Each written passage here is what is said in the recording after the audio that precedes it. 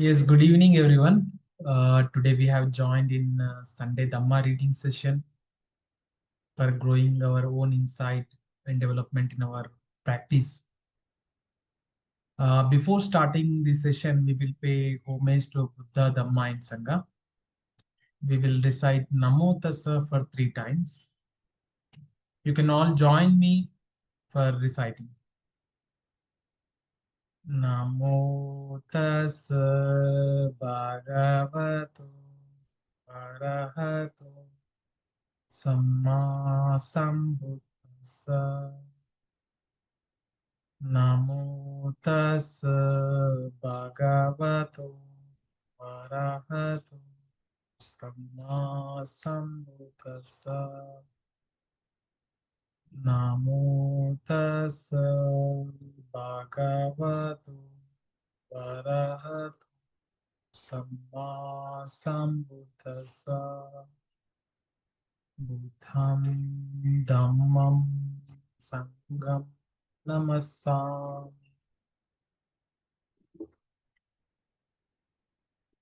Yes, today we will be reading and discussing from Bhante Vimalaramsi's book Life is Meditation, Meditation is Life.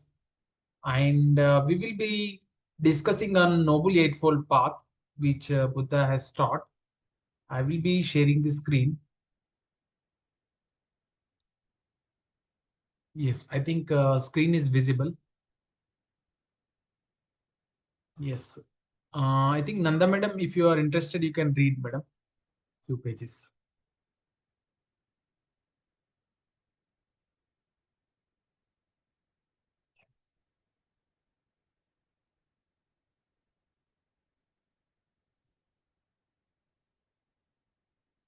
Otherwise, I will start reading. Practical application of the Eightfold Path.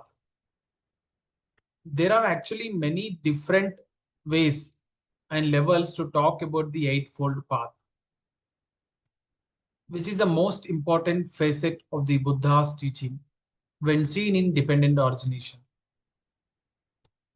In relation to the development of meditation, the way we need to discuss this is through the applied aspects of doing meditation and using a much deeper but still a very practical approach to understanding how the Eightfold Path works. The normal ways of thinking about the Eightfold Path are right view, right thought, right speech, right action, right livelihood, right effort, right mindfulness, right concentration. Here I would like to explain that the teaching which Bhante Vimalaramsi has taught us, the technique of loving kindness meditation, which we simply call it as 6 hours. And here Bhante Vimalaramsi emphasizes how these 6 hours are being effective. 6 hours are following the Eightfold Path which Buddha has taught. And here one may understand that these Eightfold Path are divided into 3 parts, which we call it as Sila, Samadhi, and Panna. I would like to share one pyramid which we generally share to new students. I will be sharing now.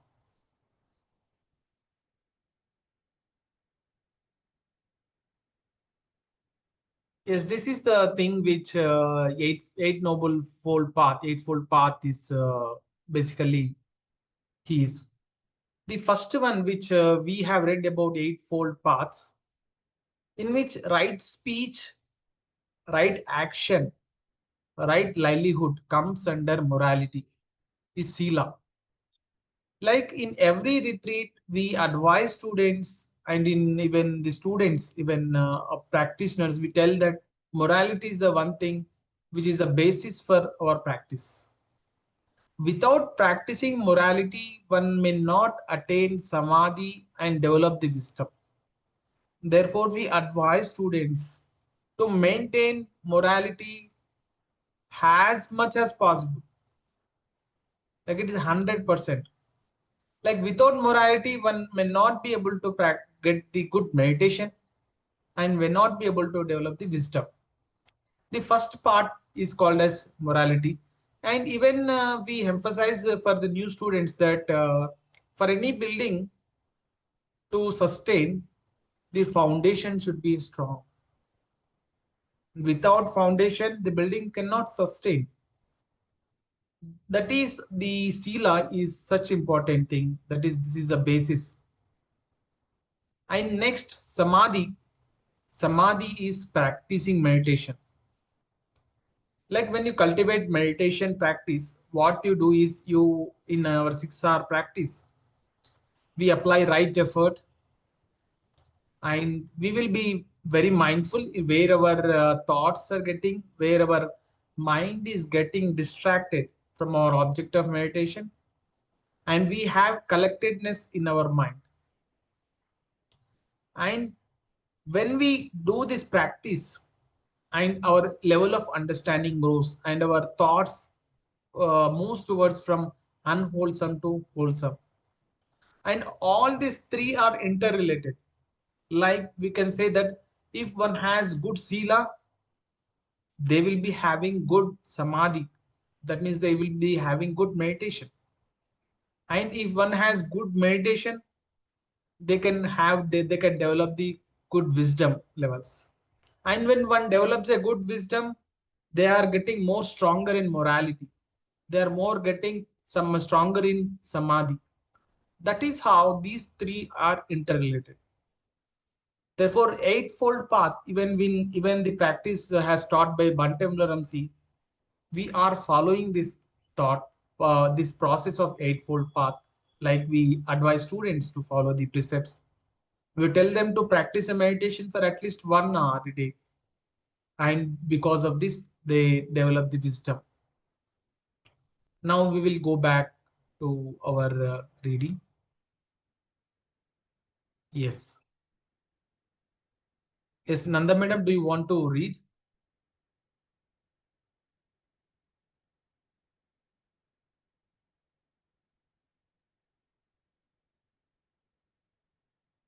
I will read, no worries. Any student willing to read can read. Alok sir and Sinal madam. They are commonly put into the three categories of morality: Sila, concentration or collectedness, Samadhi, and wisdom, Panna. But actually, all of this is only the surface way of looking at this. The explanation here about this path is a much deeper way that relates directly to maintain meditation and to the meditator's training of how to do observations of dependent origination. In order to present a slightly different way of looking at this, things have been changed a bit so that it will become easier to understand. The reason is that when this path is broken into three categories, the middle category, Sila, is most often forgotten about. This is because morality Sila, when looked at this way, doesn't really seem to have anything to do with the meditation practice.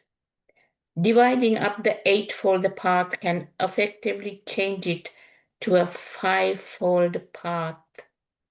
This kind of surface interpretation doesn't tend to help or deepen one's own personal investigation and an understanding of the Dhamma. When the changes in both words and meaning are shown and explained, this will become clearer. This eightfold path is so important that the Buddha included it in the very first discourse that he gave, the Dhamma Chakapatthana Sutta, the turning of the wheel of Dhamma. He was teaching the first 5 ascetics about the correct way to practice meditation and was showing how his understanding of the Dhamma was different from other teachings. As it says in many suttas, the Dhamma is well expounded by the Buddha. It is immediately effective and invites one to come and see, which leads to final liberation here and now. Yes, thank you, Nanda madam. You can explain in briefly if you can.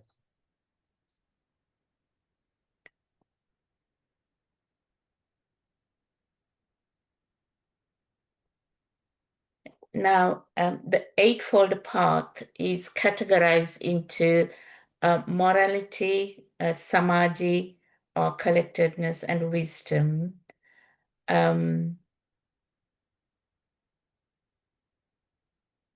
There is what Bhante Vimalaramsi is saying is that there is a much deeper way that we can relate the Eightfold Path.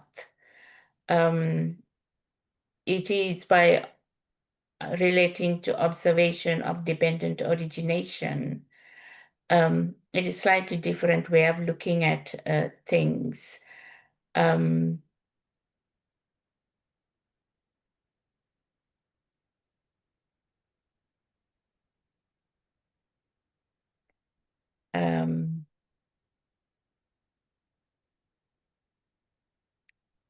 It is vitally important to understand the Eightfold Path correctly. It helps us to understand that Dhamma, which the Lord Gautama Buddha preached, the first, I think it is the second sutta that he preached, the turning of the wheel of Dhamma, where the 5 ascetics became arahats.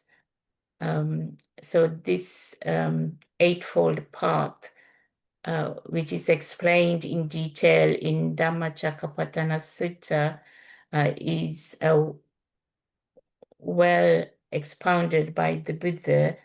It is immediately effective and invites one to come and see, which leads to final liberation here and now. So to me, when we practice the metta siksha, we understand that this Dhamma is immediately effective because we become immediately conscious of our body becoming very relaxed and mind becoming very calm. And to me, invites one to come and see means actually putting the right effort into practice and see for ourselves, and we can directly experience the peace and the contentment when we practice the right effort, which we call metta siksha.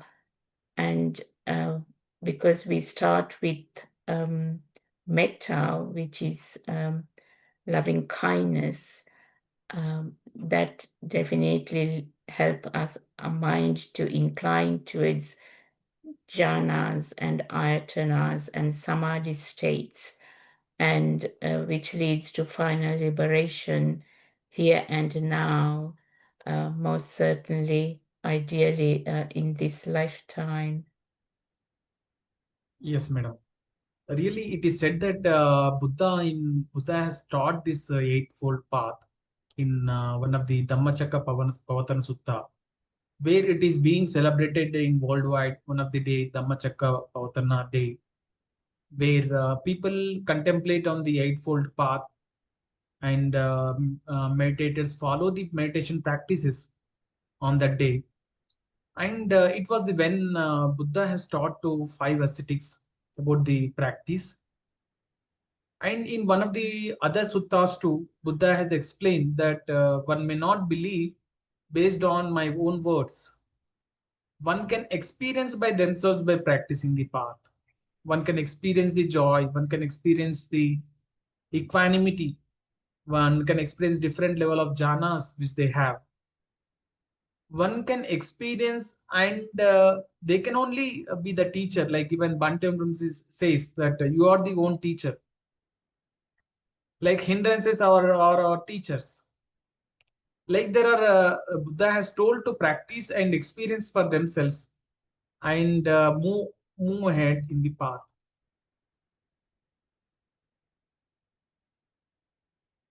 Yes, May, do you want to read?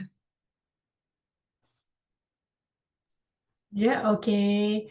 So what this shows is that the path to the cessation of suffering is an experience that can still happen today when a meditator goes back to closely practice the foundation teachings of the Buddha. And this wonderful path to the cessation of suffering has 8 parts, and they must all be practiced at the same time while the meditator is doing the meditation. Every fold in the Eightfold Path has a practical aspect to it and teaches understanding of how to let go of the suffering talked about in Noble Truth. So let us take a look at the Eightfold Path in a slightly different way. For one thing, the word right seems to be a little hard for our purpose of understanding.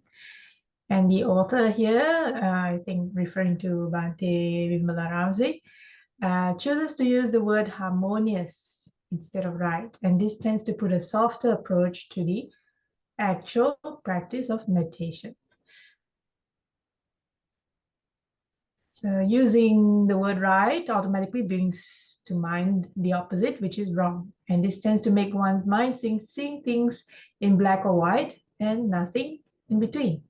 And the word harmonious doesn't seem to do this, and it gives a more fluid kind of feeling to all of these different aspects of the Eightfold Path. Yes, May, do you want to explain? I think the main message that Bhante Vimalaramsi is trying to explain here is that when we practice Noble Eightfold Path, it's not like we just look at one. You know, it's not like we're practicing, okay, now I practice right view first until I get the right view. I'm good with the right view, then I go practice the right speech. And then when I'm good with the right speech, so it's not like a ladder like that. It is a kind of a holistic approach. Together, we have to embrace bit by bit, but we have to embrace each of the Noble Eightfold Path together, and it's kind of linked together as well. Like, for example, you know, if we don't practice right livelihood and right speech, let's say, then it's very, very difficult to even go into the right mindfulness. We will find our thoughts are always, you know, scattered everywhere, every day. You know, even somebody says something little bit, we get upset immediately, you know, and then our mind and body starts to react immediately. And then in the same way, you know, if we don't have right view, which is that to remind ourselves that everything is impersonal, it's not personal, you know, then again, in the same way, if we don't see everything as, if we take everything as personal, then, you know, somebody says something or something happens to us, and then because we don't have that right view of reminding ourselves that,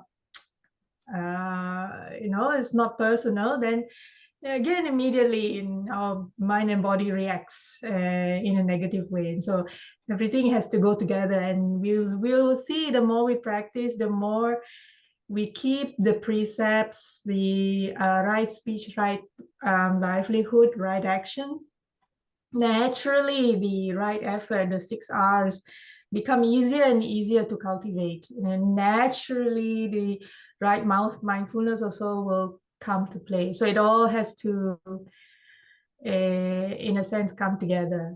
And then what Bhante Vimalaramsi suggests here, and I remember years ago when I was also studying under Bhante Punyaji and Bhante Vimalaramsi knew each other very well. So Bhante Punyaji also agreed to use the word harmonious because harmonious gives a more, here Bhante Vimalaramsi says it gives a more softer approach, or at least it gives a more gentle approach to the practice. If we see right, wrong, then again we start to judge. And I see this in myself and my practice, and I see it in a lot in the practice of others as well till today, you know, because Noble Eightfold Path is still widely taught as, you know, right view, right da da da da.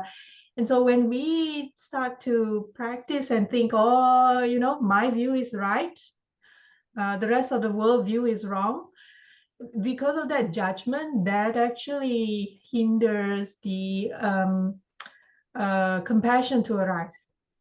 Judgment is, I was taught many years ago.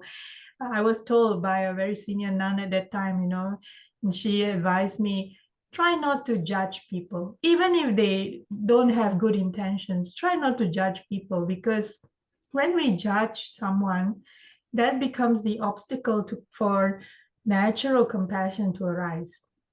And compassion can only arise when we recognize that, oh, you know, the other person is doing that, or is saying that, or is thinking like that because they are suffering, you know. And I think Bhante used to mention once, we have to remember that we used to be like that as well. It's not like we are all born saints, right? Or pure. I mean, we also make mistakes, and it is important to recognize that, oh, you know, so and so did like that because they are also suffering. They don't have the wisdom. They don't have the you know, they're not fortunate enough to come into contact with the Buddha's teaching, so they don't even know what is right, what is wrong.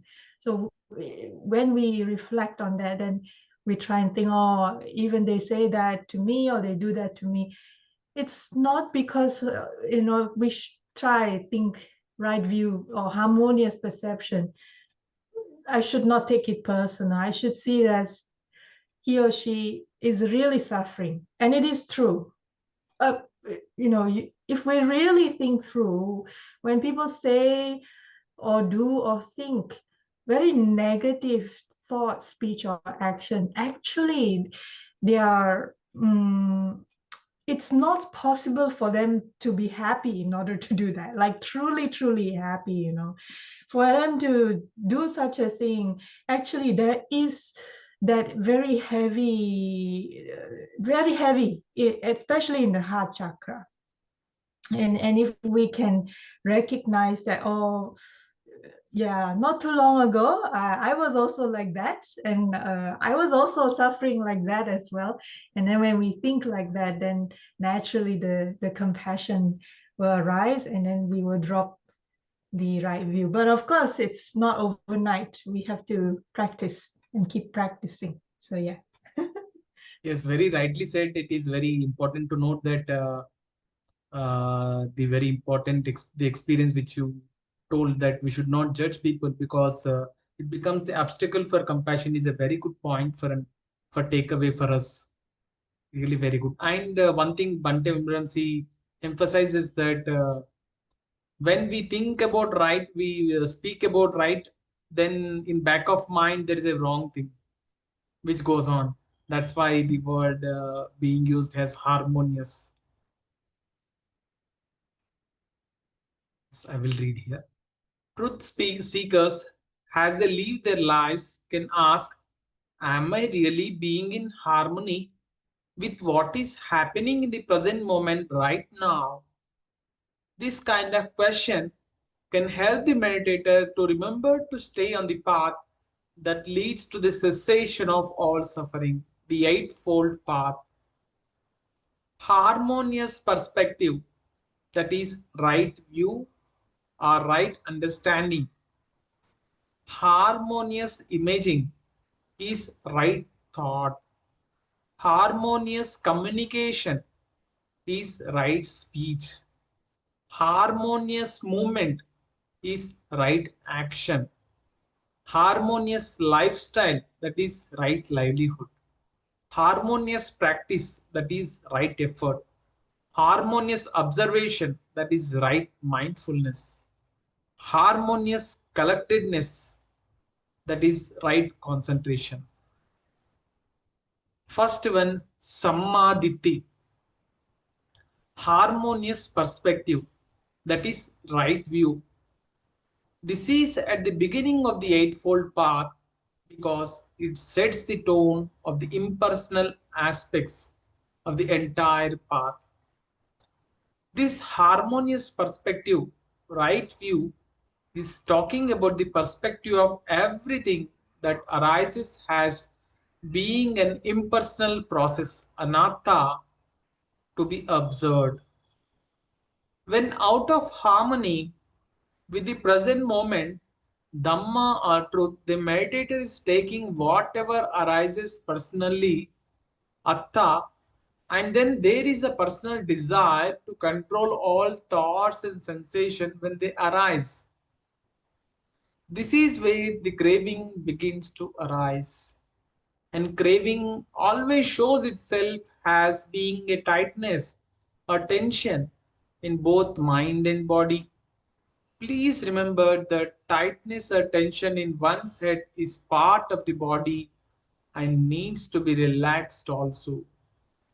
There is a membrane wrapped around the brain, and this membrane contracts or tightens whenever a thought, feeling, or sensation arises. This tightness is commonly called craving and is the I like it or I don't like it mind.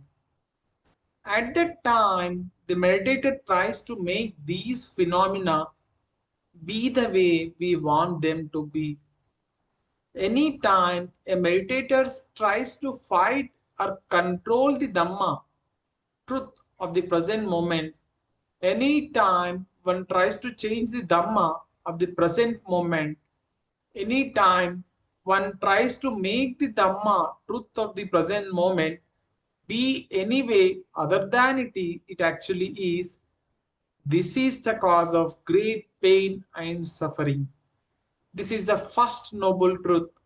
Suffering or being out of harmony with our perspective of present moment, when we are taking everything that arises as being part of an I, me, mine, atta perspective. Why does suffering occur? Because of the unharmonious perspective of I want things to be the way I want them to be when I want them this way. This I, me, mind concept or perspective is the very problem to be seen, let go of, and relaxed. In all movements are shifts of mind's attention from one thing to another.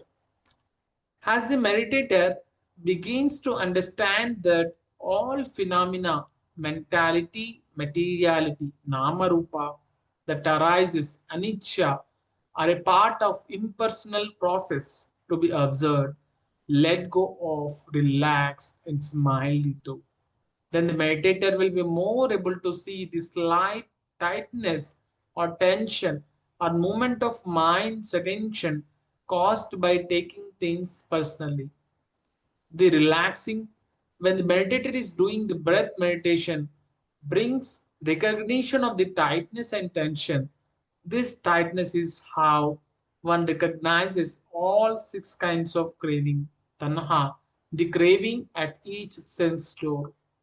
This is where the very first part of the unharmonious perspective, wrong view, or being out of harmony with the true nature of the impersonal perspective in all moments and even vibrations that arise in mind's attention moment to moment occurs.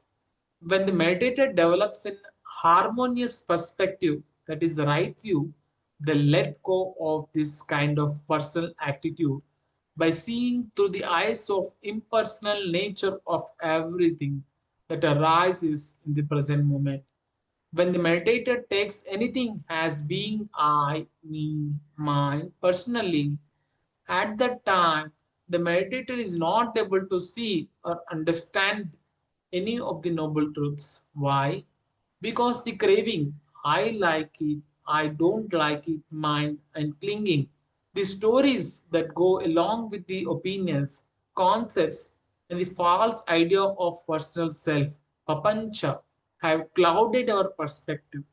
This is the way mind pushes us around and makes us think that every problem that arises through our daily lives is an emergency and such a big problem that it seems insurmountable.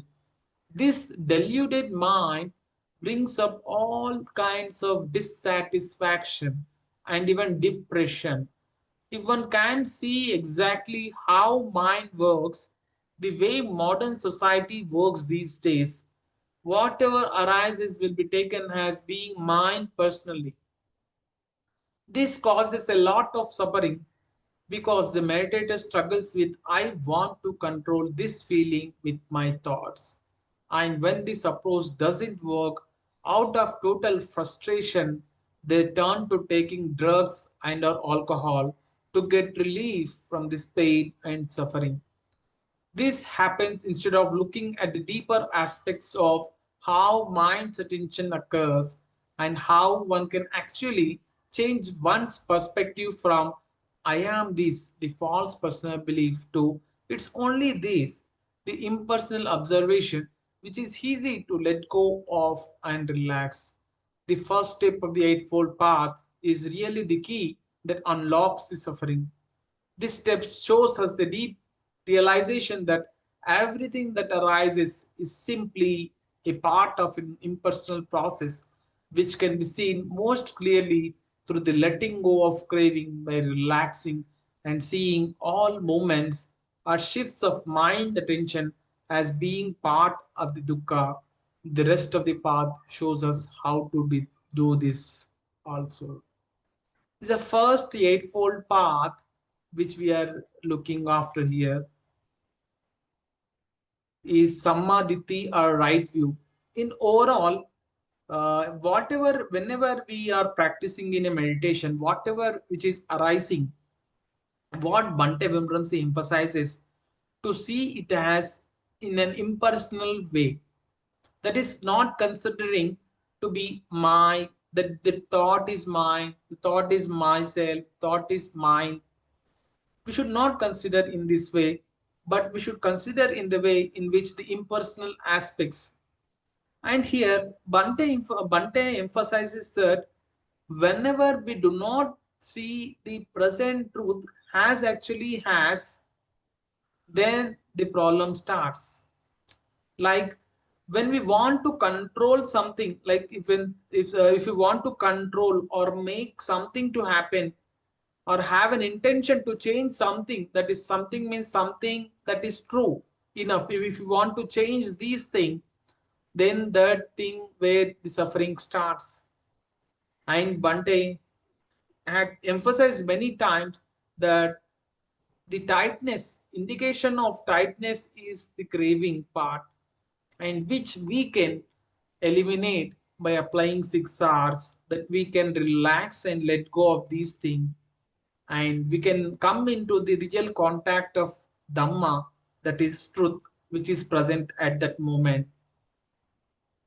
This is very good in the sense the first noble eightfold path, Samadhi, right view, that is, we should see everything arising as an impersonal process. And in one of the context where Bhante is emphasizing here, we general meditators, some meditators may see this as the present problem, this daily suffering, present problem is considered to be a very huge problem, and they make a cloud of perspectives because of which they could not see the real thing, what is happening there. Therefore, Bhante emphasizes to make these see the things is an impersonal process. It's a very good right view, like harmonious perspective is a very good thing, which emphasizes that we need to see in impersonal process, and we should the truth as it is without changing it. Yes, Nanda madam, do you want to say something?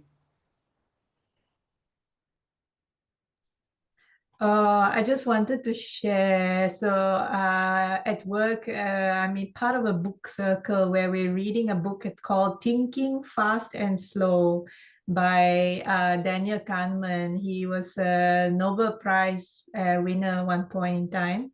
And the book is still a popular read. So he was a professor at I can't remember which university, but also a social scientist. And his work was mainly to study how our thinking, human thinking process works. So that's why the title of the book is Thinking Fast and Slow. And he talked about system 1 and system 2. System 1 kind of thinking is where we tend to think in a very fast way, like we tend to react quickly to what we see or hear, smell, taste, touch in our environment in a fast way. So for example, when we see some moving picture or something, immediately the feeling of whether we like or we don't like or anger or whatever, that kind of thinking, he called it system 1, means it's a very fast, and usually it is emotionally driven. And then there is system 2, which is a more logic. That means usually the one where we have to do some difficult mathematical calculation. He give example, let's say if you want to take 17 multiplied by 24, then you have to spend some time to think about it, right? Yes. And he said that from his social science experiment, those of you who are interested, you can check out the book, Thinking Fast or Slow. Very interesting results from some of the experiments show that even though the most logic of people, when driven in a tight situation or let's say demanding, deadline demanding, means something where they need to make a decision fast, right? Even the most logic of people will tend to fall back to the system 1 kind of thinking, which is driven by emotion most of the time, or what they are comfortable with. And it's so interesting a book. I'm only chapter 8 or 9. It's so interesting, and it also makes us kind of check ourselves, it's like, how much control we have over our thoughts is really, we think we have a lot of control. We think that is my thought, that is my perception. Science No. has proven it is not. Yes, it's very good. Very good, May, where you have explained about Daniel Kahneman, Thinking Fast and Slow. It's a very good reference book which you are telling. Definitely, we will try to go through it. And I would like to quote here that there is in the book Path to Nibbana, even David C. Johnson explained that there is one example where when you go to your restaurant for having some meal, and there is a menu over it, and he just inquires like, who is going to take the decision here? Let us say you are ordering something like, let us say some item A or B you're ordering, and you order it because of your past experiences and everything, and the decision comes out naturally.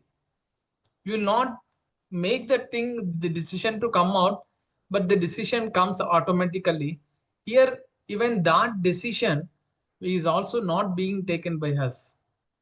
The It was very good illustrative where David Johnson has explained. Even the decisions which we take is not I or me or mine. Nanda madam, do you want to say something? Yes, I do like the word harmonious perspective. To me, when I practice Metta Siksha, the right view, the harmonious perspective naturally develops. And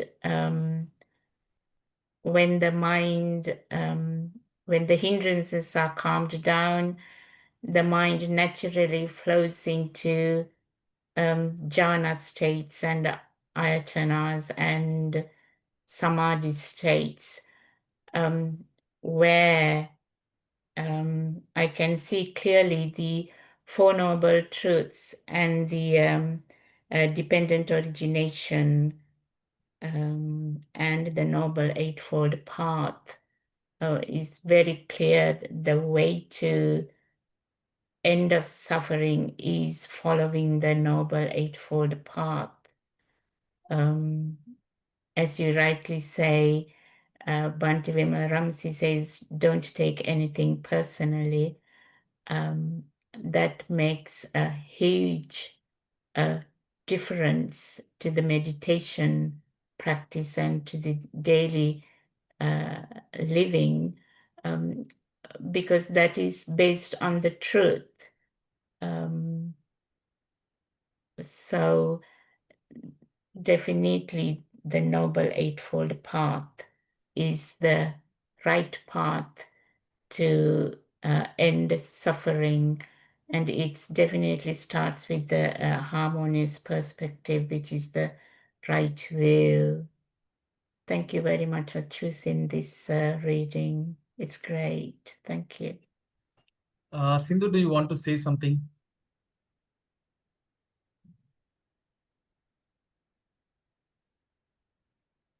Otherwise, we will go ahead.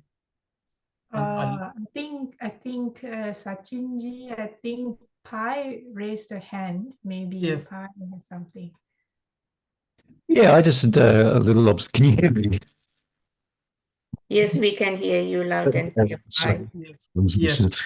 Anyway, so I just a little note about system one, which May might appreciate.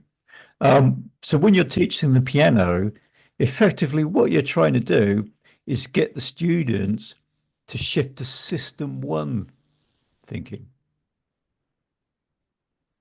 So I mean, so basically, what you practice and you do things very slow and deliberately, but that's not useful for playing the piano. What you need it to be is more automatic, which is system one. So lots of skills are even driving, for example. You're trying to get from a system two way of thinking to a system one. So system one is not automatically a bad thing. It can be quite useful. Yes, but I think from maybe my explanation of Daniel's book is not accurate enough. Yes and no. So some parts of system one is a little bit like what David said. It's based on past memories and perceptions stored in the hippocampus. Whereas when we are teaching music, we are not, how should I say? We are rewiring the brain also. And that's why I use what I call a modified version of 6R for kids when I teach them. Not with the intention to lead them to jhanas and so on. Yeah, I have to be very clear about this. Yeah, to go into deep meditation and our Noble Eightfold Path, etc., we still need to use the 6Rs. But I use a 3-step approach purely to help my students. So when and the analogy of driving is very good. I sometimes use it when I teach my students as well. The thing with piano, why it's a little bit interesting, is because we're using two hands. moving in quite delicate movements, coordinated movements in not just different direction, but different coordination as well. And that's why it's considered a interesting skill. And so what I've discovered when I experiment with my students, and I don't mind sharing it here, I call it a three-step approach. So I first ask them to think of a happy thought. So I don't even use the word loving kindness at all in how I approach it, because I'm very careful to approach a very non-sectarian secular approach, because some of my students could be coming from, you know, different backgrounds, different religions. And so I say to the kids, I say, okay, first of all, in the first step, think of a happy thought, and you have to be really happy, not just happy. And for what I noticed, very interesting, again and again, and I've tried it on different students from the age of 5 or 6. So I've so far tried it down to as young as 6 years old. Student at the age of 6 years old, when I ask them to think of whether it's a something event or a toy or a soft toy, they can get it immediately, very fast for 6 years old. Immediately, when I task them, okay, you think of that toy or blankie or whatever, immediately big smile on the face. If I asked anywhere between 12, 13 years and above, so once they hit teenagers, I don't know if they don't think I'm being serious, but that happy thought is excruciatingly difficult for them to raise for some reason. I'm still trying to figure that out. So what I then ask them to do, okay, once you have that happy thought going, and then the next step is you need to relax your head. So basically, I'm compressing the 6 R's into something a little bit more basic, but purely with the intention of rewiring the brain. So to answer the question, not so much to train their slow thinking to become fast thinking, but more to rewire the brain in a new skill. And it's also using the idea that the brain learns anything through repetition. So first step, have a happy thought, really happy thought, and I look at their face when I ask them to do that. Relax the head. And again, some students have a struggle. When I say relax head, some kids, I don't know how to relax head. What do you mean by relax your head? Very interesting. And these are children. So I can't imagine, you know, Brother Sachinji and Madam Sindhu, when you teach adults, it must be even more difficult. I'm only teaching children. And then, you know, after, and I guide them through relax the head and smile. You know, the teenagers, 12, 13, 14, some of them, ask them to smile. In the beginning, some of them don't know how to smile. I have to joke with them and say, what's wrong with you? Have you forgotten how to smile? You know, things like that. But the results after experimenting for about, I'd say about 3.5 years now, they're starting to show some results. So I have like 1 or 2 of my students, a 13-year-old girl, a 10-year-old boy, and I think the 16-year-old boy that doesn't smile a lot, he's a high achiever. So one of my students, 16 years old, he's a high achiever, even in school. And so he has very high expectation of himself. Even when he's learning music, he's very serious. And I've been telling him, you know, do this, smile as much as you can for many years. And now he's starting to realize how his brain, the way he learns, etc., how it changes the more he smiles. So he's starting to get that now. So when I see the 13-year-old girl, really, it's brilliant, because the kids, you know, my student, the girl, 13-year-old, she even says to me, can I share this with my friends in school? I say, why? She said, oh my goodness, you know, so many kids in high school. That one's depression. This one, anxiety attack all the time. That one is, you know, stressed out all the time. And initially I was a little bit worried because, you know, my student just is, you know, a student, right? And then I checked in with Bhante Vimalaramsi, and Bhante suggested, you know, if she's happy to share the steps, let her share. But I said to my student, if you have any question whatsoever, please ask, please come back to me. And also, when you share with your friends, be very clear that, you know, we are not trained clinicians, we are not trained psychologists or anything. If any of your friend has any issues, they must consult a mental health professional. But it is very exciting times because of, you know, AI, and there are a lot of stress, not just for kids, but also for teachers, because a lot of teachers, I heard, are very afraid that, you know, once all these tools get rolled out by Google and all these big companies, that they will lose their jobs. Yeah. And so it's very real now, the anxiety, the level of stress and anxiety that is in our schools, but also not just for the students, but also for the teachers as well. And so that's why it's so much more important for us, as much as we all can, do our little thing, whether it's giving a smile to someone else, whether it's sharing about, you know, 6 hours, or even just not just saying anything, but giving a smile and having loving kindness. It is really, really, really important now, I think. Yeah, I don't know, just 2 cents. Yes, yes, rightly said. It was rightly said. You are doing a very great job where you are making children to smile and relax. It's a very good thing where you are sharing the happiness to them. And I would like to tell about the pies question also.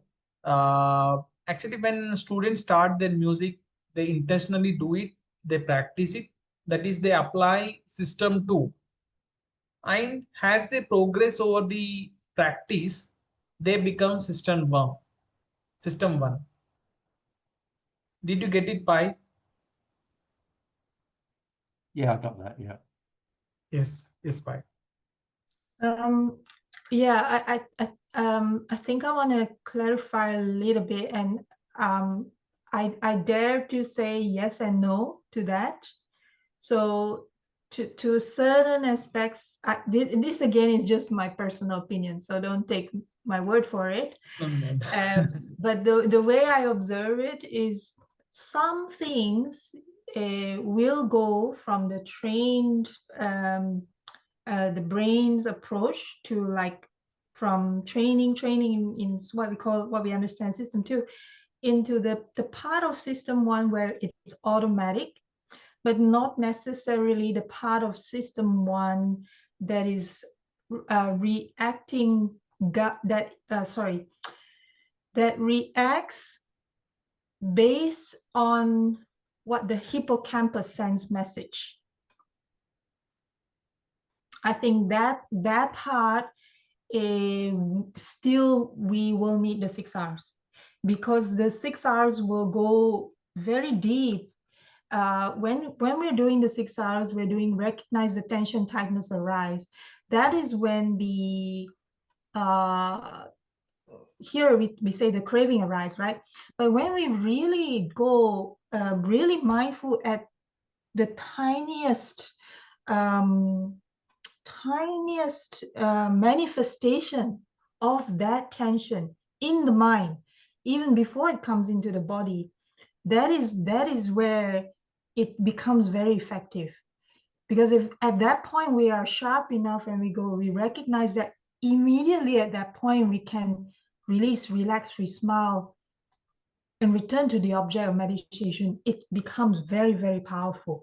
And what I am sharing with my music students is nowhere at that level, and my goal is not that either. Yeah, so just to clarify what again, it's just my own personal opinion. Yeah. Good, excellent. You're doing good job. And Nanda madam, do you want to share something before sharing merits? Paul sir, do you want to share something? It's very interesting to listen to System 2 and System 1. But to me, as May said, the 6-hour works for me. And the more I practice, it is recognizing the tension, as May said, when it arises, or even before it arises, is the key, and to learn to relax and relax the body and calm the mind is, to me, is fundamental. Thank you. Thank you for that talk. Yes, ma'am. I just thought to share one more tiny thing, if that's okay. Yes, you can. Sachinji. Yes, you can, ma'am. One thing I reminded myself, where a lot of the time in the text, it said the Buddha's teaching is like the best medicine for healing. In a sense, if we think from what Madam Nanda just said, it is very true. Because when we are trying to heal the body, a lot of the, I wouldn't say all, but a lot of the physical condition, physical illness that arises from the body could be traced back to a mental source. And nowadays in modern medicine, it is widely practiced now that where certain illnesses cannot be treated through drugs or some form of medication, that they will go into alternative healing methods which delve deep into, for example, past traumas. So things like hypnotism or some form of psychosis is done to treat the past as submerged trauma. So this again comes back to the trauma is hidden in the subconscious brain. And so what happens is a lot of people, where we would have forgotten certain traumas that happened to us in our childhood. But because those traumas aren't healed properly, they become manifested over time into physical illness. And so if we use the 6 R's and the Noble Eightfold Path that the Buddha taught to, in our practice, go deep, not recommending this to everyone, by the way, it does take a level of courage. But to use the 6 R's, and the object of meditation is forgiveness, when we combine that to, once we've identified a past trauma, and then we use the 6 R's meditation and the forgiveness to go deep into the subconscious mind to heal from that trauma, the outcome, the result, and it takes time. This is not something that is overnight, bam. Once we heal ourselves from that, the result, the how should I say, the outcome not only is beneficial for the physical body, but it will in turn influence the meditation. The meditation that was stuck before, let's say, was stuck at a certain, sometimes we hear students, I can't practice loving kindness anymore, or I can't go beyond certain jhana, or I can't blah, blah, blah. And then we give the instruction, okay, do the forgiveness. Usually there is some past event. And if the forgiveness, even that is difficult, then there could be some trauma, and it'll take a lot of time to dig through, and a lot of, this is where I think, you know, when the Buddha in the text says that our greatest enemy is ourselves, you know, and if we can fight our hindrances, then we are the greatest warrior. Is, you know, are those that win the war against our hindrances. This is where I think really makes a lot of sense, because once we break through those past traumas, those negative events that the subconscious mind holds on to, it's not that we say, I have forgotten so and so, or something happened. It's buried inside. And this is where the 6 R's is so brilliant. What the Buddha taught is so brilliant, is because it really is like a medicine like no other. Used effectively, it can heal the individual from that trauma. Once the individual is healed, once fully forgiven, then the meditation can go to the next level again, and then go even further. It's really brilliant that way. So yeah, sorry, just to share. Truly said. Really, it is truly said that there are some students who cannot practice loving kindness at beyond certain time. Then we generally advise forgiveness meditation. Really, forgiveness will help, and when the blockage is removed, they go very fast in their practice. Really, it is very good thing that if one is not able to get on to the loving kindness, then it is always advisable to go for forgiveness meditation, which will help them to remove the blockages and go move forward. Really, nice to say. And I will be sharing the merits.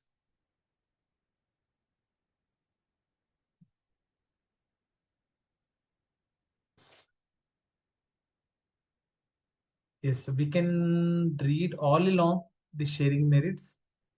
And in a recent Dhamma talks by Delson sir, he told to read the sharing merit just by understanding these things, like having a deep insight in it. We can read all along now.